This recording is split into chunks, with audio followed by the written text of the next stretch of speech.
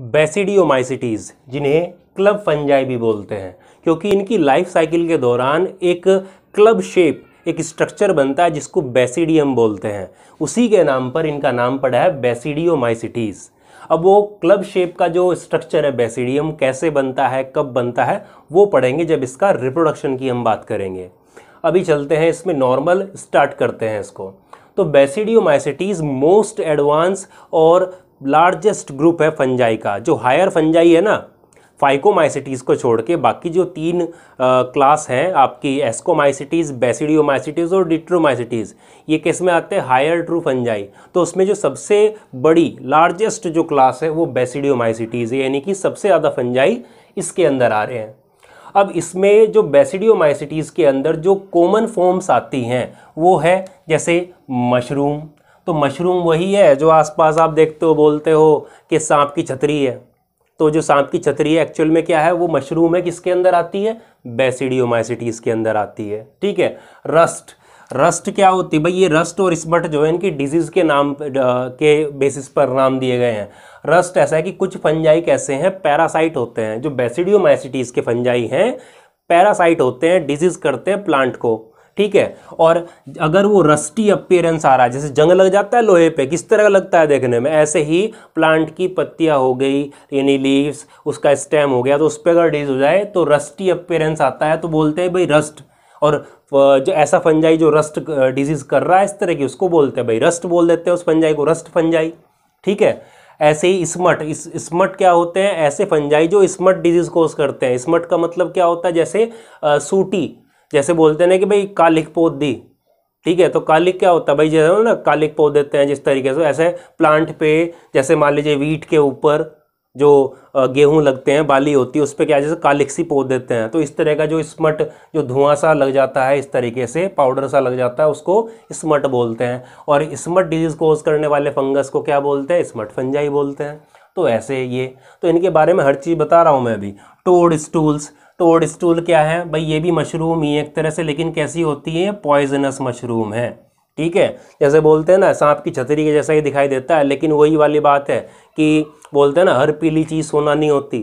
तो इसी तरीके से हर तड़कती भड़कती बिल्कुल रंग बिरंगी जो मशरूम है वो खाने योग्य नहीं होती। कि जैसे हम बोलते हैं कि नॉर्मल मशरूम है, बोलते हैं अगेरिकस। ठीक है। अगेरिकस मार्केट से लेके आते हो, ये तो क्या है, वाइट वाली, जैसे खाते हो आराम से। तो सारी की सारी मशरूम जो इस दुनिया में सारी खाने योग्य नहीं है। तो जो तड़कती भड़कती चटकीले रंग की है, लाल पीले गुलाबी रंग की हैं, वो ऐसी क्या हो सकती है? वो पॉइजनस भी होती हैं। तो इस तरह की क्या होती है आपकी? टोड स्टूल्स, पॉइजनस मशरूम होती हैं, वो भी बेसिडियोमाइसिटीज़ में आ रही हैं। ठीक है। पफ बॉल मशरूम की तरह ही लगती है, लेकिन क्या ऊपर से ऐसे गोल गोल होती है, दिखने में काफ़ी सुंदर लगती है। ठीक है। पफ बॉल्स बोलते हैं। ब्रैकेट फंजाई वुड के ऊपर ग्रो कर जाते हैं और ब्रैकेट की तरह लगते हैं देखने में। तो ये क्या है? ये कॉमन फॉर्म्स है जो किसके अंदर आ रही है? बेसिडियोमाइसिटीज़ के अंदर आ रही हैं। तो यहाँ से आपको ये चीज़ तो पता लग गई कि भाई ये कॉमन फॉर्म थी। अब ये उगते कहाँ पर? ये सारा का सारा क्या है? ये सारी की सारी यार, इनको हम बाद में एक एक करके उसमें पढ़ेंगे, इसके इकोनॉमिक इंपॉर्टेंस में क्या डिजीज़ करते हैं और क्या फ़ायदा हो सकता है। अभी आता है कि जितने भी ये सब बेसिडियोमाइसिटीज़ में आ रहे हैं, तो ये बेसिडियोमाइसिटीज़ ग्रो कहाँ करते हैं? तो सबसे पहले दिमाग में डाल दो कि भाई वही सांप की छतरी डाल लो दिमाग में, कहाँ दिखती है? आप सोचोगे कि ये तो आसपास जब बारिश होती है तो ज़मीन पे, कहीं पे ग्राउंड पे उग जाती है, गोबर के ऊपर उग जाते हैं, लकड़ी के ऊपर उग जाते हैं। तो आप बोल सकते हो कहाँ पे भाई? ये तो सोयल में उग सकते हैं। ठीक है। जो लकड़ी के लट्ठे होते हैं, बिल्कुल डंडे से होते हैं, उनको क्या, लॉग्स, तो लकड़ी के उस पर उग सकते हैं। ठीक है। और पेड़ है, पेड़ की जो डालियाँ हैं, टूटी वगैरह, ठीक है, लकड़ी है, स्टम्प्स, उन पे उग सकते हैं। ठीक है। और आपके जैसे गोबर वगैरह के ऊपर, उन पे उग सकते हैं। मेन चीज़ क्या है? मॉइस्चर होना चाहिए, क्योंकि देखो फंजाई है तो मेन चीज़ क्या होगा? मॉइस्चर होना ही चाहिए, बिना मॉइस्चर के नहीं उग पाएगा ये। ठीक है। इसलिए बारिश होती है तब जाके उगते हैं। ठीक है। उसके बाद क्या बोलते हैं? As a parasite, as a parasite भी ये मिलते हैं भाई। ये देखो पैरासाइट बोल रहे तो ये क्या है? ये डिजीज थी ना रस्ट और स्मट, तो ये क्या है? पैरासाइट ही है। तो पैरासाइट मतलब क्या? देखो ये सोयल, लॉग्स, ट्री स्टम, ये तो क्या कि डेड वगैरह पार्ट हो गया, उस पर ग्रो कर रहा है। तो डेड पार्ट पे जब ग्रो कर रहे हैं तो क्या बोल सकते हैं भाई? सैप्रोफिटिक हैं, सैप्रोफाइट्स की तरह काम कर रहे हैं। और कुछ ऐसे हैं, कुछ बेसिडियोमाइसिटीज सैप्रोफाइट की तरह और कुछ बेसिडियोमाइसिटीज जो है वो पैरासाइट की तरह जो डिजीज कॉज करते हैं। तो डिजीज कॉज करते हैं तो कौन सी कर सकते हैं, ऐसे रस्ट और स्मट की बात की थी, ठीक है, loose smut of wheat, black rust of wheat, इस तरह से कॉमन नाम आपने सुने होंगे, नहीं सुने तो अब सुन लो क्योंकि अब आएंगे, ठीक है। तो ये पैरासाइट की तरह भी काम कर सकते हैं, डिजीज कॉज कर सकते हैं, प्लांट के अंदर मोस्टली करते हैं, ठीक है। और इनको क्या कर सकते हैं भाई, खा सकते हैं। जैसे भाई अगर इडेबल है, सम कुछ कैसी होती हैं, कुछ मशरूम कैसी हैं, खाने योग्य हैं, इडेबल हैं, तो जैसे अगेरिकस बायस्पोरस, ठीक है, नाम अगर लिखो तो अगेरिकस बायस्पोरस, बाकी मैं बाद में भी इनको डिस्कस करूंगा, ठीक है। अगेरिकस बायस्पोरस क्या खाने योग्य मशरूम है। कुछ जो हैं पॉइजनस मशरूम है, जैसे बोलते हैं कि टोड स्टूल है, अमानिता आता है इसके अंदर जीनस, उसकी बात करेंगे हम। और सबसे इम्पोर्टेंट अगर बात करें तो कुछ बेसिडियोमाइसिटीज जो है बेस्ट डिकम्पोजर्स मानी जाती हैं वुड की। Some are best decomposers of wood, wood को डिकम्पोज करने के लिए जो बेस्ट फंजाई माने जाते हैं, कुछ बेसिडियोमाइसिटीज इसके अंदर आते हैं जो। अब ये देखिए जो वुड है, वुड लकड़ी को डिकम्पोज करना, क्या उसके अंदर भाई जो हार्ड चीज़ें हैं उनको अगर डिकम्पोज कर दिया जाए तो आराम से लकड़ी डिकम्पोज, ठीक है। तो वुड को जो हार्ड बनाता है वो किस वजह से, एक तो बोलते हैं भाई लकड़ी के अंदर मोस्टली क्या सेलुलोज पाया जाता है। तो सेलुलोज क्या है, एक तो भाई सेलुलोज है जिससे सेलुलोज बनी होती है, और पूरा लकड़ी क्या है, मोस्ट सेलुलोज ही पाया जाता है। सेलुलोज क्या कॉम्प्लेक्स कार्बोहाइड्रेट, इसको क्या करना डिकम्पोज करना बहुत नहीं कि मुश्किल काम होता है। दूसरा है लिग्निन, ये सबका सबसे बड़ा है, यानी कि बोल सकते हैं जिसको डिकम्पोज करना बहुत ही मुश्किल है लिग्निन। प्लांट सीमेंट कहा जाता है इसको, लिग्निन को क्या बोलते हैं प्लांट सीमेंट, ठीक है, जिसकी वजह से क्या होता है जो टिश्यू हैं वो डेड हो जाते हैं। जैसे 9th क्लास में पढ़ा होगा स्क्लेरेनकाइमा, जो आपका नारियल होता है, नारियल का खोल होता है, अखरोट होता है, उसका खोल होता है जो, ठीक है, तो वो जो हार्ड होता है वो किसकी वजह से, लिग्निन की वजह से होते हैं हार्ड।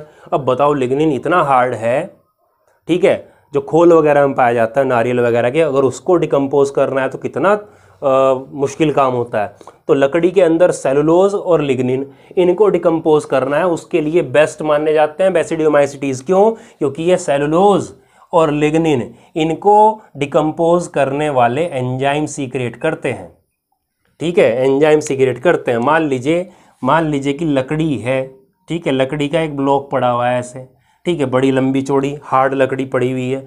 अब क्या है कि थोड़ा मॉइस्चर आता है, इसके स्पोर्स आगे मान लीजिए बेसिडियोमाइसिटीज़ के, तो क्या करते हैं नॉर्मली पहले तो एंजाइम रिलीज़ करेंगे इसके ऊपर। जब एंजाइम रिलीज़ करेंगे कौन से, सेलुलोज और लिग्निन वाले, भाई ये तो क्या सबसे हार्ड सब्सटेंस है इसके डिकम्पोज करने के लिए यहाँ पर। तो सेलुलोज को डिकम्पोज करा, लिग्निन को डिकम्पोज करा, धीरे धीरे क्या करें गड्ढे से पड़ जाएंगे इसके अंदर, पड़ गए गड्ढे से इसके अंदर। जब गड्ढे से पड़ जाएंगे तो क्या होगा, इसके हाइफा यानी कि जो इसकी जो माइसीलियम है फंजाई के, वो क्या करेंगे ग्रो करेंगे, इन गड्ढों में ग्रो करते चलेंगे। इस तरीके से क्या करेंगे पूरी लकड़ी को क्या डिकम्पोज कर देते हैं। इसी वजह से कभी कभी आप देखते हो जंगल वगैरह में जाते हो तो लकड़ी के ऊपर भी क्या मिलता है, कभी कभी आपको मशरूम उगता हुआ दिखाई दे जाता है वहाँ पर, वो इसी कारण है, इसी कारण की वजह से है। तो याद रखिएगा कि basidiomycetes are the best decomposers of wood के बेस्ट डिकम्पोजर्स माने जाते हैं। तो ये तो था जनरल इंट्रोडक्शन इसका। अब देखिए पहले भी हमने बताया कि जो ये क्लासिफिकेशन जो दिया गया है, जो 4 क्लासेस हमें पढ़नी है वो किसके बेसिस पे है, एक तो उनके माइसीलियम के स्ट्रक्चर के बेसिस पे, दूसरा रिप्रोडक्शन के बेसिस पर। तो पहले बात करेंगे माइसीलियम की और नंबर 2 पे बात करेंगे रिप्रोडक्शन की। तो जो बेसिडियोमाइसिटीज में जो माइसीलियम मिलता है, अब देखो पहले भी हमने जब चार्ट बनाया था क्लासिफिकेशन का, जब फंजाई की जो फर्स्ट वीडियो आई थी तो उसके अंदर बताया था कि जो एसेप्टेट सिनोसिटिक वो मिलता था फाइकोमाइसिटीज में, बाकी सब में कौन सा था, जो तीनों थी हायर ट्रू फंजाई कौन से थे भाई, बेसिडियो, एस्को और ड्यूट्रो। तो यहाँ पर भी जब हायर ट्रू फंजाई है तो माइसीलियम कैसा होगा, सेप्टेट होगा, ठीक है, सेप्टेट होगा और ब्रांचेस में डिवाइड होता है, तो सेप्टेट एंड ब्रांच। तो ये क्या होगा, इनका माइसीलियम होगा, यानी कि वही वाली बात है कि क्या होगा, ये माइसीलियम है तो क्या होगा, सेप्टा होगा, क्रॉस वाल होगी और क्या होगा, न्यूक्लियस इस तरीके से रहता है। तो ये कंडीशन होगी, माइसीलियम के अंदर। तो ऐसा क्या होता कहलाता है, सेप्टेट और ब्रांच कहलाता है। दूसरी बात यह कि जैसे हमने पढ़ा था, देखिए जो मेन जो फंजाई की बात करते हैं, 4 क्लासेस थी, फाइको, एस्को, बेसिडी और ड्यूट्रो। तो फाइको तो लोअर ट्रू फंजाई हो गए, ड्यूट्रोमाइसिटीज पढ़ेंगे उसमें सेक्सुअल रिप्रोडक्शन पाया नहीं जाता है, वो इम्परफेक्ट फंजाई हैं। तो मेन दो कौन से बचे, एस्कोमाइसिटीज और बेसिडियोमाइसिटीज, जो कि सबसे बड़ी है जो क्लास है फंजाई की, ठीक है। तो इसमें ध्यान रखना है, एस्को और बेसिडियो का ध्यान रखेंगे मेन। तो एस्कोमाइसिटीज में भी बोला था कि बीच में क्या मिलेंगे, सेप्टा में छोटे छोटे से पोर पाए जाते हैं ऐसे, ठीक है। तो क्या ऐसे ही पोर बेसिडियोमाइसिटीज के फंगस में भी पाए जाते हैं? बिल्कुल पाए जाते हैं, थोड़े बड़े से, काफ़ी अलग तरीके के, यूनिक तरीके के जो है पोर्स पाए जाते हैं। इसी को बड़ा करके बना देता हूँ। जैसे मान लीजिए मैंने यहाँ पे ये बनाया इस तरीके से, इसी चीज़ को मैंने बड़ा करके बना दिया, ठीक है, ये दिखाने के लिए। तो यहाँ पर पोर प्रेजेंट होते हैं किस तरीके, ये मान लीजिए न्यूक्लियस है, ये न्यूक्लियस मान लीजिए। तो जो पोर प्रेजेंट होता है, देखो एस्कोमाइसिटीज में नॉर्मल सिंपल है, यहाँ पर क्या होता है, देखो ये जैसे ये डिवाइडेशन है पूरी, इस एस्कोमाइसिटीज में सिंपल है। यहाँ पर कैसा होता है कि डोम शेप का थोड़ा सा बाउंड्री इस तरीके से दोनों तरफ निकली रहती है, ठीक है, इस तरीके से निकली रहती है। तो यहाँ पर जो ये सेप्टा होता है, थोड़ा सा सेप्टा इस तरफ साइटोप्लाज्म में इधर की तरफ चले जाते हैं और थोड़ा सा एरिया इधर की साइड में चला जाता है। तो ये जो स्ट्रक्चर बनता है इस तरह का, ये वाला, तो कैसी है, ये डोम शेप्ड। इस तरह के सेप्टा को क्या बोलते हैं, डोलीपोर सेप्टा, ठीक है, डोलीपोर सेप्टम। एक के लिए बोलेंगे सेप्टम, क्योंकि कैसा है भाई, ये डोम शेप होता है, ठीक है, इस तरीके से होता है, ठीक। तो ध्यान रखिएगा, एक बार दोबारा देख लीजिए। तो यहाँ से ये इस तरीके से रहता है, थोड़ा सा इधर की साइड में, ठीक है, ऐसे बना लो चाहे, थोड़ा सा इधर की साइड में रहता है, थोड़ा सा इस साइड में रहता है। सारे सेप्टम इसके इस तरीके से होते हैं, जिसमें से साइटोप्लाज्म इधर से इधर जा सकता है, न्यूक्लियस नहीं जा सकता। लेकिन तो ऐसा सेप्टम क्या कहलाता है, डोलीपोर सेप्टम कहलाता है। इसके अंदर है, एस्कोमाइसिटीज में नहीं था ऐसा सेप्टम, ठीक है। और जो माइसीलियम जो बनते हैं यहाँ पर, वो आपके दो तरह के बन सकते हैं। एक तो बनता है प्राइमरी माइसीलियम। देखिए हर चीज़ बताऊंगा, लेंथी जरूर लगेगी वीडियो, लेकिन गारंटी है कि एक एक चीज़, एक एक वर्ड आपको समझ में आ जाएगा। तो देखते रहें वीडियो को, ठीक है। तो प्राइमरी माइसीलियम बनता है, ठीक है, एक तो प्राइमरी माइसीलियम रहता है यहाँ पर, एक रहता है सेकेंडरी माइसीलियम। तो दो तरह के माइसीलियम यहाँ पर पाए जाते हैं बेसिडियोमाइसिटीज के फंजाई के अंदर, ठीक है। तो प्राइमरी माइसीलियम होता है मोनोकैरियोटिक, जैसा कि आपके सामने बना रखा है वो उधर। मोनो का मतलब क्या होता है, एक, कैरियोटिक मतलब कैरियोन न्यूक्लियस, यानी कि हर एक सेल के अंदर क्या होगा, एक एक न्यूक्लियस होगा, तो मोनोकैरियोटिक। और जो सेकेंडरी माइसीलियम होता है कैसा होता है, ये डाइकैरियोटिक होता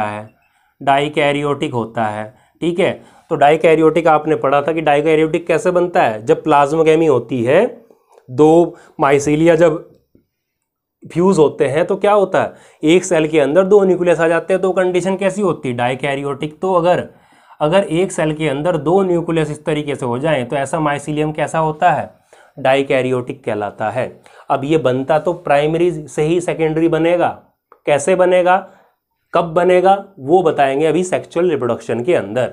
दूसरी बात, एक चीज और, एक इंपॉर्टेंट, एक फैक्ट वाली बात ध्यान रखिएगा, यहाँ पर क्या मिलता है, कनेक्शंस पाए जाते हैं कुछ, ठीक है, जिनको बोलते हैं क्लैंप कनेक्शन।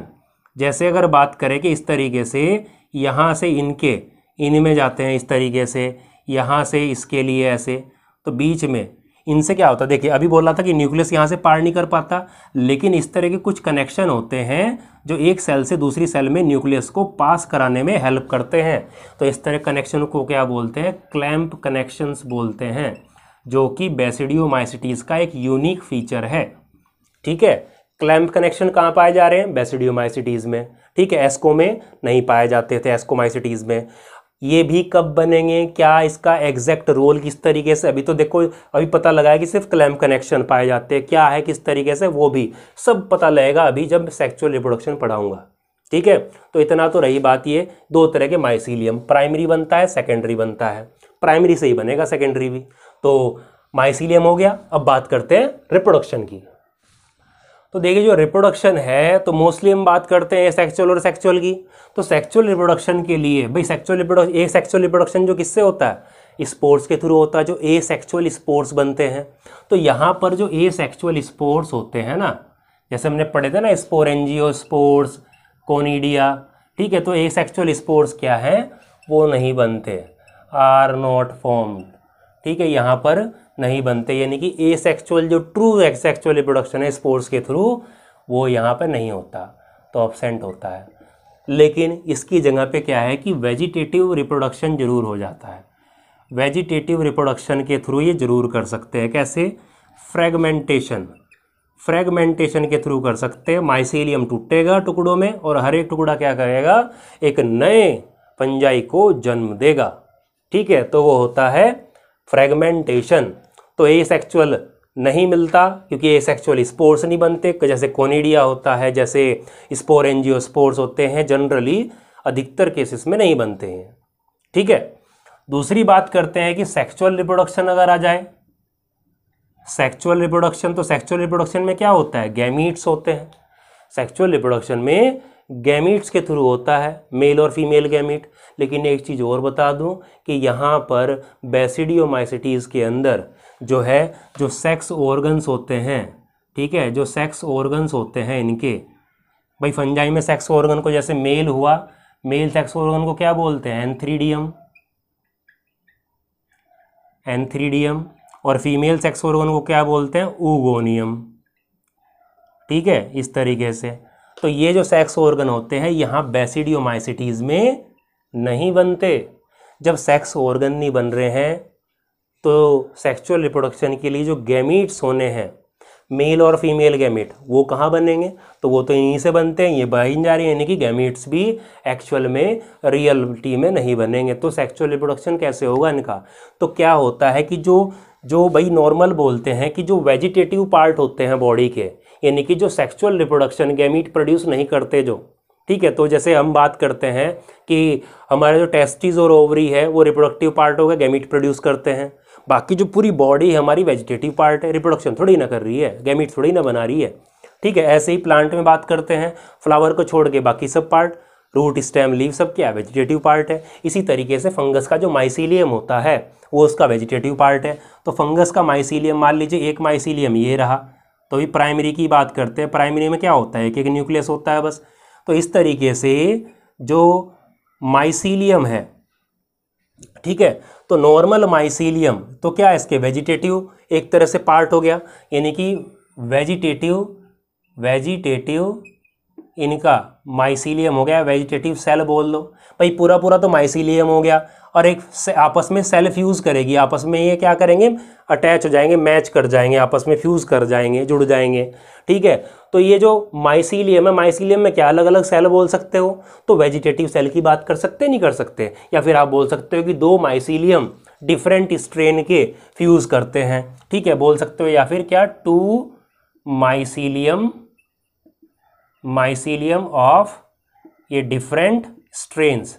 डिफरेंट स्ट्रेन का मतलब जीनोटाइप, दो अलग अलग जीनोटाइप के, जीनोटाइप इनका अलग अलग हो भाई। जीनो ऐसे मान सकते हो जैसे एक मेल मान लीजिए, एक फीमेल मान लीजिए, तो एक पॉजिटिव और एक निगेटिव मान लो, ये पॉजिटिव मेल और निगेटिव फीमेल मान लो जैसे, तो दो अलग अलग स्ट्रेन के माइसीलियम होते हैं, आपस में फ्यूज़ करते हैं। सेक्स ऑर्गन तो नहीं है, खाली वेजिटेटिव सेल या नॉर्मल माइसीलियम क्या कर रहे हैं, फ्यूज़ कर रहे हैं। तो वेजिटेटिव पार्ट के लिए क्या वर्ड यूज़ करते हैं, सोमेटिक सेल यूज़ करते हैं, या सोमेटिक पार्ट हो गया। इसी तरीके से जब वेजिटेटिव सेल, एक वेजिटेटिव सेल ये रही, एक वेजिटेटिव सेल ये रही, या फिर बोल सकते हैं एक सोमेटिक सेल ये है, एक सोमेटिक सेल ये है, आपस में जब फ्यूज़ करेंगे तो दोनों का फ्यूज़न हो रहा है, तो सोमेटिक सेल का फ्यूज़न हो रहा है, तो प्रोसेस को क्या क्या कह देंगे, सोमेटोगैमी। गैमी मतलब फ्यूज़न, और सोमेटो मतलब क्या, सोमेटिक सेल का फ्यूज़न। तो सोमेटिक सेल का फ्यूज़न के थ्रू क्या होता है, सेक्सुअल रिप्रोडक्शन यहाँ पर होता है। एक्चुअल में ये करते हैं इनके गैमीट की तरह काम यहाँ पर, ठीक है। तो सोमेटोगैमी के द्वारा क्या होता है, यहाँ पर रिप्रोडक्शन, सेक्सुअल रिप्रोडक्शन किया जाता है। कैसे होता है, एक एक डायग्राम से समझते हैं, एक एक चीज़ क्लियर होगी। तो देखिए, बोलते हैं कि मान लीजिए एक माइसीलियम ये रहा, एक माइसीलियम ये रहा, छोटे छोटे से बनाए बिल्कुल। तो फ्यूज़न ऑफ माइसीलियम, दोनों माइसीलियम का फ्यूजन ऑफ डिफरेंट स्ट्रेन, अलग अलग स्ट्रेन के, एक को मान लिया पॉजिटिव, एक को निगेटिव मान लिया, जैसे मेल और फीमेल होते हैं। जीनोटाइप इनके अलग अलग होंगे, ठीक है, जीनोटाइप अलग अलग, जेनेटिक अपीयरेंस जो मेकअप होगा, जेनेटिक मेकअप वो उनका अलग अलग होगा, ठीक है। या फिर बोल सकते हैं टू वेजिटेटिव सेल, भाई अगर एक एक सेल फ्यूज करती है तो वेजिटेटिव सेल, जिनको सोमैटिक सेल बोलते हैं, इसीलिए इस प्रोसेस को क्या बोलेंगे, सोमैटोगेमी कहेंगे। और रही बात कि सेक्सुअल रिप्रोडक्शन में जो 3 प्रोसेस होती हैं, प्लाज्मोगेमी, कैरियोगेमी और मियोसिस, वो तो होगी ही, चाहे फंजाई में आप कोई सा भी रिप्रोडक्शन किस तरीके से भी हो, सेक्सुअल रिप्रोडक्शन 3 प्रोसेस तो हमेशा आएंगी वो, ठीक है। तो अब ये क्या करेंगे, भाई एस्कोमाइसिटीज का जैसे बनाया तो उसी से मैच करते हुए बना देता हूँ, ठीक। तो यहाँ से अगला स्टेप अगर देखते तो ये पास पास में आएंगे, और तो पास पास में आएंगे तो आपस में क्या करे हो जाएंगे, आपस में आके इनका हो जाएगा फ्यूज़न। तो यहाँ से क्या हो गया, ये हो गया इनका फ्यूज़न। फ्यूज़न को क्या बोलते हैं, प्लाज्मोगेमी। तो प्लाज्मोगेमी हुआ तो प्लाज्मोगेमी के का रिजल्ट क्या होगा, कुछ इस तरीके से दिखाई देगा। तो एक सेल दिखाई दी इस तरीके से जिसमें क्या है, 2 न्यूक्लियस हैं, ठीक है। ये मान लीजिए ये पॉजिटिव वाले का न्यूक्लियस और ये निगेटिव वाले का न्यूक्लियस है, ठीक है। अब उसके बाद में क्या होता है कि नेक्स्ट स्टेप अगर देखते हैं तो ये जो कंडीशन बनी यहाँ पर, एक ही सेल के अंदर क्या है, 2 न्यूक्लियस है, तो क्या बोलते हैं कंडीशन को, पहले बताया था कि डाई कैरियोन बोलते हैं, और फेस कौन सा हो जाएगा, डाई कैरियोटिक फेस। पहले बताया था कि जो बेसिडियोमाइसिटीज और एस्कोमाइसिटीज होते हैं उसमें डाई कैरियोटिक फेस बहुत लंबा होता है, यानी कि बहुत टाइम तक ऐसे ही एक सेल के अंदर 2 अलग अलग न्यूक्लियाई पड़े रहते हैं बहुत टाइम तक। काफ़ी टाइम बाद क्या होता है, दोनों का फ्यूज़न होता है, तब जाके कैरियोगेमी होती है। और लेकिन फाइकोमाइसिटीज में एकदम से हो जाता था, ये वाला फेस डाई कैरियोटिक फेस बहुत छोटा था। अब उसके बाद में क्या होता है कि ये देखिए, तो ये वाला जो माइसीलियम था जिसमें एक एक सिंगल न्यूक्लियस था, तो ये किस तरह के माइसीलियम है, ये प्राइमरी माइसीलियम है। ये कैसे हैं, प्राइमरी माइसीलियम है। और प्राइमरी माइसीलियम से ही कैसे बनेगा सेकेंडरी, देखो अब पता लगेगा कि सेकेंडरी माइसीलियम कैसे बनेगा। तो यहाँ से ये देखिए, ये शुरुआत होगी सेकेंडरी माइसीलियम की, क्योंकि सेकेंडरी माइसीलियम में क्या होते हैं, 2 न्यूक्लियस। अब ये बढ़ेगा कैसे नंबर में, इसकी सेल कैसे बढ़ेंगे, तो क्या होगा कि देखिए अब यहाँ पर क्या पाए जाते हैं कि कुछ क्लैंप कनेक्शंस पाए जाते हैं। बताया था अभी कि क्लैंप कनेक्शंस पाए जाते हैं जो कि इस तरीके से अटैच रहते हैं यहाँ पर। ये क्लैंप कनेक्शन बनते कैसे हैं उसकी बात करेंगे। तो मैंने हल्का सा बताया कि क्या ये क्लैंप कनेक्शन होते हैं। अब देखिए कि बनेंगे कैसे और कैसे पाए जाएंगे। अब यहाँ से क्या होगा कि इसमें होगी माइटोसिस। क्या होगी, माइटोसिस। कौन से वाले में, इस वाली सेल में, डाइकैरियोटिक जो सेल है इसमें। तो जब मियोसिस होगी और माइटोसिस होगी तो क्या होते हैं, एक सेल से 2 सेल बनती हैं, तो 2 से कितनी बन जाएंगी, 2 से बन जाएंगी 4 बनते हैं, तो न्यूक्लियस कितने हो जाएंगे, 4 हो जाएंगे। तो मान लीजिए कि 1 और 2, इसी तरीके से 1 और 2, तो ये वाले जो 2 हैं ये किसके हैं, ये पॉजिटिव और ये निगेटिव वाले हैं, ठीक है। अब धीरे धीरे क्या होगा, यहाँ से हल्की सी एक आउटग्रोथ निकलने लगती है, जिसमें अब यहाँ से एक पॉजिटिव वाला इसकी तरफ मूव कर जाएगा। तो अगले स्टेप में देखते हैं इसको कि ये देखिए ऐसे बनाया हमने, तो यहाँ पर ये पॉजिटिव और ये पॉजिटिव, ये निगेटिव और निगेटिव के हैं, ये पॉजिटिव के हैं और ये निगेटिव के हैं।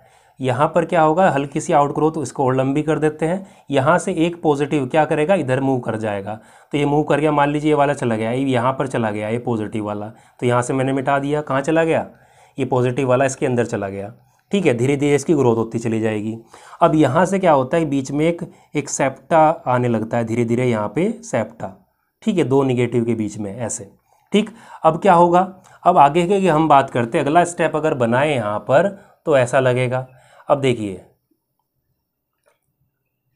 यहाँ पर एक पॉजिटिव वाला और इस तरीके से एक निगेटिव और दूसरा निगेटिव, ये बीच में क्या बन रहा था, सेप्टा बन गया था।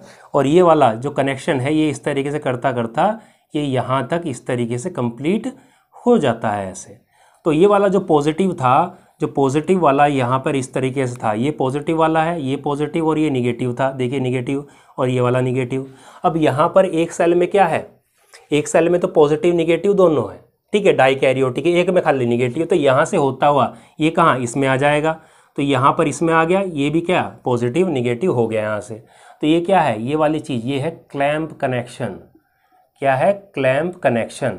तो क्लैंप कनेक्शन जो कि यूनिक फीचर है बेसिडियोमाइसिटीज़ का।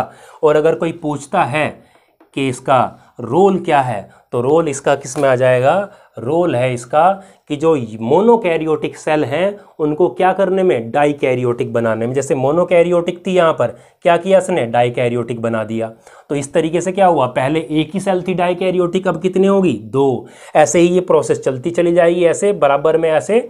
और जो है एक बहुत लंबा जो है सेकेंडरी माइसीलियम जो है, इस तरीके के बहुत सारी सेल इस तरह से बन जाएंगी, बड़ा एक माइसीलियम बन जाएगा।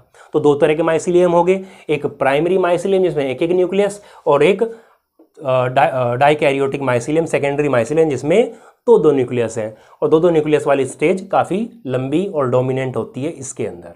तो ये था क्लैम्प कनेक्शन के बेसिस पर।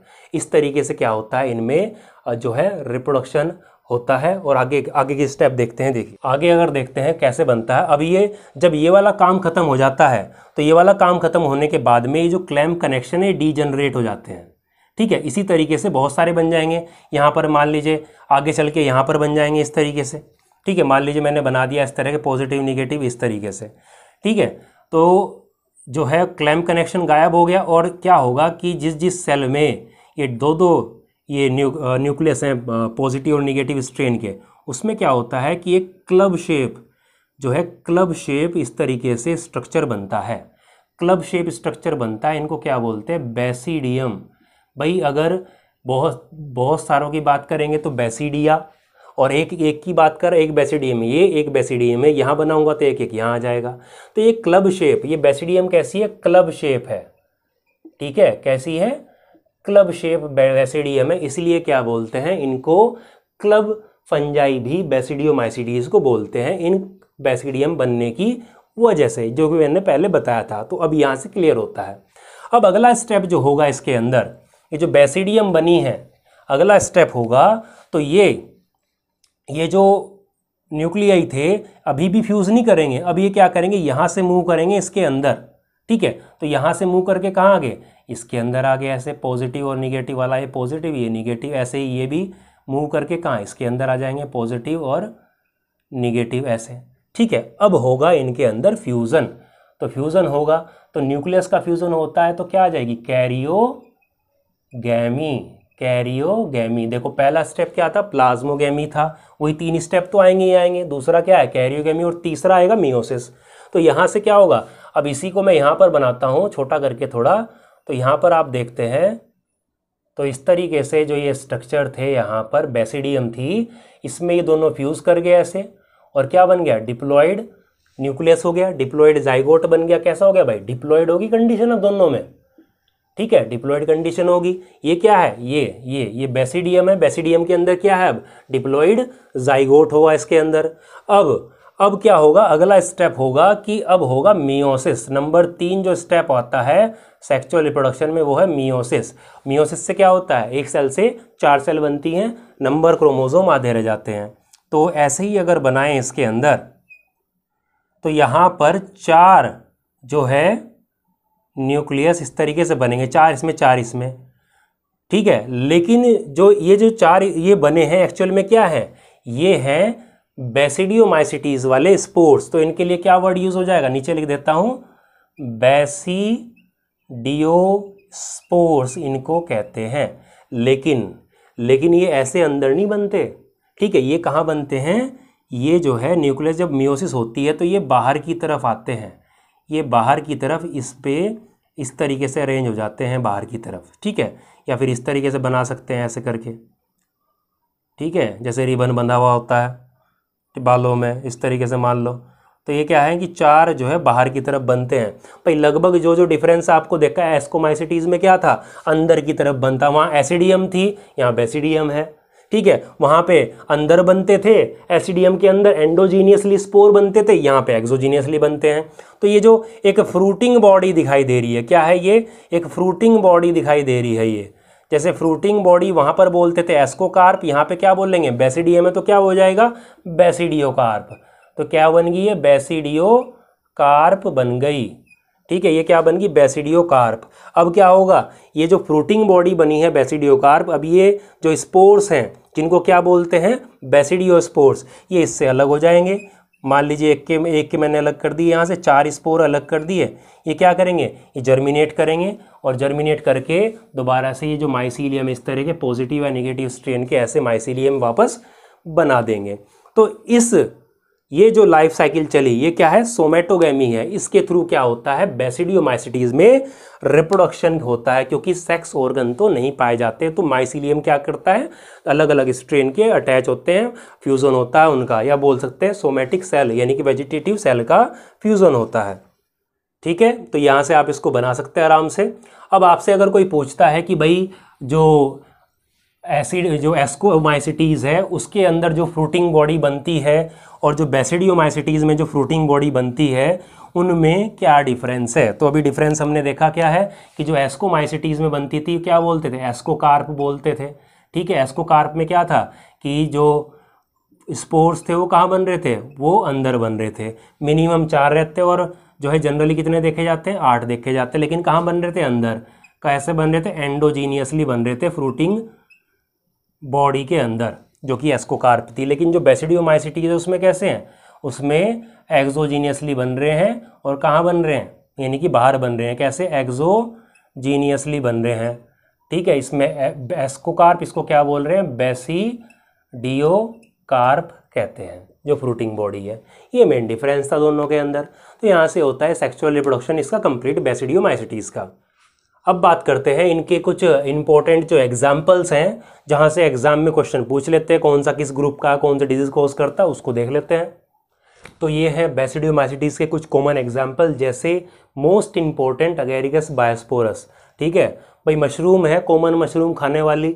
अब सांप की छतरी बोलते हो, बात अलग है, लेकिन सारी सांप की छतरी खाने लायक नहीं होती। वाइट वाली है जो नॉर्मल जो मार्केट में मिलती है वो है अगेरिकस बायोस्पोरस, जिसको गिल फंजाई बोलते हैं, क्योंकि इसका जो स्ट्रक्चर आप देख रहे हो, जैसे तो क्या नीचे की साइड में क्या मिलते हैं, ऐसे जैसे पेज होते हैं किताब के, इस तरीके से क्या नीचे की तरह मिलते हैं, तो गिल्स होते हैं वो, तो इसलिए क्या बोलते हैं वो गिल फंजाई बोलते हैं।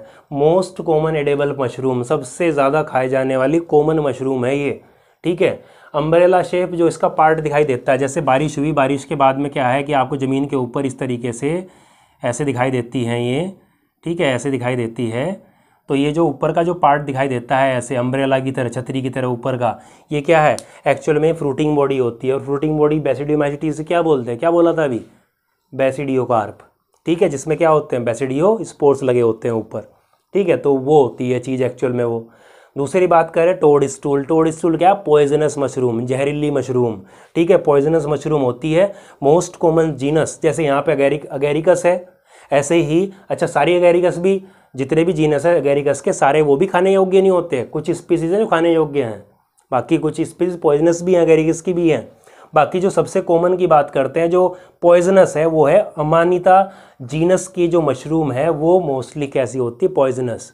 बोलते हैं ना, तड़कती भड़कती, जैसे चटकीले रंग की होती है, कोई लाल रंग की बिल्कुल चड़कते हुए, पिंक कलर की, ऑरेंज कलर की, ऐसे ब्लैक है जैसे कोई चमकती हुई, तो ऐसे चमकती हुई लगती, देखने में अच्छी लगती है, लेकिन खाने में पॉइजनस होती है वो। ठीक है, अगला बात करते हैं पक्सीनिया। तो यहाँ पे तो फ्रूटिंग बॉडी बनती है जैसे बेसिडियोकार्प, यहाँ पर बेसिडियोकार्प नहीं बनती पक्सीनिया में।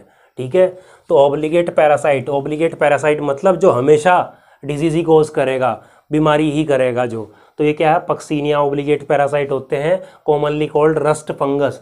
रस्ट मतलब बताया था कि इनका जैसे वीट के ऊपर जैसे लग गया, गेहूं के ऊपर लगा है, तो ऐसा लगता है जैसे जंग लग जाता है, लोहे पे जंग लगता है जैसे, इस तरह से ये दिखाई देता है, इसलिए बोलते हैं इसको रस्ट फंगस ही बोलते हैं। Fruiting body are not form, तो फ्रूटिंग बॉडी जो बेसिडियोकार्प है पक्सीनिया में नहीं बनती, इस तरीके की छतरी टाइप जो होती है वो नहीं बनती यहाँ। पक्सीनिया ग्रेमिनिस एग्जाम्पल दिया है, जिसके 2 होस्ट होते हैं, एक तो हो गया जैसे वीट गेहूं, और एक होता है बारबेरी। ठीक है, बारबेरी की जो लीफ होती हैं वो, उनमें होता है 4 तरह के स्पोर बनते हैं इसमें। ठीक है, तो ये क्या करता है, याद रखिएगा most important, black rust of wheat करता है पक्सीनिया ग्रेमिनिस। ग्रेमिनिस आया है, ग्रेमिनी फैमिली यानी कि सीरियल वाली फैमिली, गेहूं चावल वगैरह, तो मोस्टली इसमें करता है गेहूं में। अच्छा, ब्लैक रस्ट होता है, कुछ दूसरी स्पीसीज जो है पक्सीनिया की वो येलो रस्ट, दूसरी कोई ब्राउन रस्ट, ये भी कर देती हैं। उसके बाद है यूस्टिलिगो।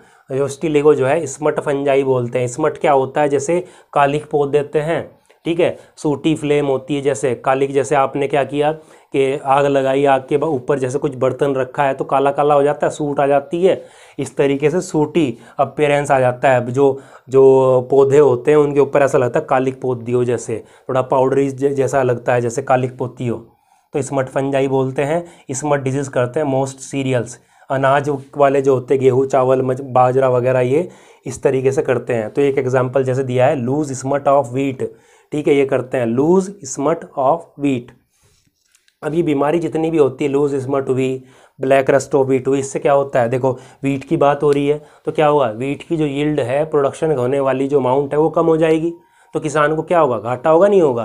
तो इससे क्या होगा, बहुत ज़्यादा नुकसान ये कर देते हैं फंजाई। तो इनके उपचार के लिए क्या कुछ तरीके अपनाए जाते हैं। तो मॉइस्चर तो सबसे बड़ी दिक्कत है, और स्पोर्ट्स जो कि एयर के थ्रू भी आते हैं, मिट्टी के थ्रू आ जाते हैं, ठीक है, उनसे बचना है। एक आता है ब्रैकेट फंजाई, जिसको शेल्फ फंजाई बोलते हैं, देख सकते हैं, काफ़ी अच्छे लगते हैं देखने में, ठीक है। ये जो है टिम्बर जो होते हैं, टिम्बर लकड़ी वाले जो प्लांट होते हैं, जिसे लकड़ी मिलती है, उनके ऊपर अधिकतर ये अटैक करते हैं और सल्फर वगैरह प्रोड्यूस करते हैं भाई, ये जो ब्रैकेट फंजाई है, ठीक है। उसके बाद में बात करते हैं पफ बॉल्स की, ठीक है। पफ बॉल्स काफ़ी अच्छे लगते हैं, पफ बॉल्स देखने में, साइड में दिख रहा होगा आपको। अब इनको पफ बॉल क्यों बोलते हैं, क्योंकि जब मैच्योर हो जाते हैं, मैच्योर होने के बाद में जो बेसिडियम इनकी बनती है, यानी कि जो फ्रूटिंग बॉडी जो बेसिडियो कार्प जो बनती है, उससे क्या होगा कि मतलब पफ मतलब एक तरह से उभार। तो जो बेसिडियम है, जो बेसिडियो कार्प है, वो पफ गुच्छे की तरह अपीयरेंस आता है इसका, इसलिए बोलते हैं पफ बॉल, काफ़ी सुंदर लगती है देखने में, ठीक है। तो ये था पूरा का पूरा बेसिडियोमाइसिटीज। अब लास्ट रह गई है ड्यूट्रोमाइसिटीज। तो ड्यूट्रोमाइसिटीज फंजाई की वो क्लास है जिसके अंदर वो सभी फंजाई आते हैं जिनके अंदर जो परफेक्ट स्टेज होती है लाइफ साइकिल में, जो परफेक्ट स्टेज होती है वो अब्सेंट होती है। परफेक्ट स्टेज मतलब जो सेक्सुअल रिप्रोडक्शन वाली जो स्टेज है, यानी कि जो सेक्सुअल रिप्रोडक्शन जो होता है वो अब्सेंट होती है। या फिर ऐसे फंजाई जिसमें अभी तक ये स्टेज डिस्कवर नहीं हो पाई, ठीक है, इसको उनको बोलते हैं ड्यूट्रोमाइसिटीज, मतलब इम्परफेक्ट फंजाई। तो नाम में ही आ रहा है कि परफेक्ट स्टेज नहीं पाई जाती, सेक्सुअल रिप्रोडक्शन नहीं पाया जाता, या अभी तक डिस्कवर नहीं हुआ है, तो इम्परफेक्ट फंजाई कहते हैं। परफेक्ट स्टेज नहीं है जिसमें सेक्सुअल रिप्रोडक्शन नहीं हो रहा जिसमें, ठीक है। अब ये है कि जब भी इन फंजाई में जो परफेक्ट स्टेज यानी कि सेक्सुअल रिप्रोडक्शन का प्रोसेस पता लग जाएगा, तब इनको या तो उनके फीचर के बेसिस पे एस्कोमाइसिटीज या फिर बेसिडियोमाइसिटीज में डाल दिया जाएगा। अब फाइकोमाइसिटीज में क्यों नहीं डाला जाएगा, क्योंकि माइसीलियम क्या है, कैसा है इनका, माइसीलियम पहले बताया था, 3 का लास्ट वाला कैसा है, सेप्टेट है, सेप्टेट और ब्रांच, ठीक है, ऐसा इनका माइसीलियम है, सेप्टा पाया जाता है इनके अंदर, ठीक है, ये वाली कंडीशन पाई जाती है इनके अंदर, सेप्टा वाली। तो ये वाली कंडीशन तो ट्रू फंजाई में होती है, लेकिन फाइकोमाइसिटीज तो एसेप्टेट है, वो तो लोअर फंजाई है, तो इसलिए वहाँ नहीं रख सकते। कहाँ पर रखते हैं, अगर मिल जाएगी सेक्सुअल स्टेज, जितने में नहीं मिली है, तब इनको एस्कोमाइसिटीज या बेसिडियोमाइसिटीज, जिसके भी फीचर ये सेम होंगे जिसके साथ, उस वाली स्टेज में इसको क्लास में उसको डाल दिया जाएगा, ठीक है। तो माइसीलियम कैसा है, सेप्टेट और ब्रांच होता है, ठीक है। रही बात है रिप्रोडक्शन की, तो रिप्रोडक्शन अभी देखा कि सेक्सुअल तो पाया नहीं जाता, ठीक है। तो इसमें क्या करते हैं, रिप्रोडक्शन ये ए सेक्सुअल से ही करेंगे भाई। तो ए सेक्सुअल से कैसे करेंगे, बेसिडियोमाइसिटीज तो कर नहीं रहा था ए सेक्सुअल से, ठीक है। तो मोस्टली यहाँ के जो फंगस होंगे मोस्टली कहाँ जाएंगे, अगर डिस्कवर होगी सेक्सुअल स्टेज, मोस्टली अधिकतर केसेस में जाएंगे एस्कोमाइसिटीज में, ठीक है। तो ए सेक्सुअल जो है वो कैसे होता है, कोनिडिया के द्वारा होता है इसमें।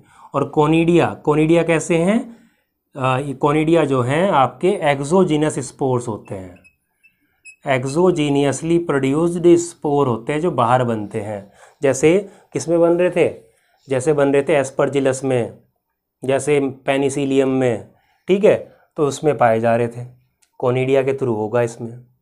और इसके जो मेंबर्स हैं, कुछ मेंबर इसके सैप्रोफिटिक होते हैं, ठीक है, क्योंकि इसकी तो बात हमने की नहीं थी कि भाई सैप्रोफिटिक होता है कि इस पैरासिटिक। और कुछ मेंबर कैसे होते हैं इसके, पैरासिटिक होते हैं। ठीक है, एक तो यानी कि सड़ी गली चीज़ों पे ग्रो कर सकते हैं, दूसरे वो जो क्या करते हैं, लिविंग पे ग्रो करेंगे, लिविंग ऑर्गेनिज्म पे, और क्या करेंगे, बीमारी करेंगे भाई, बीमारी।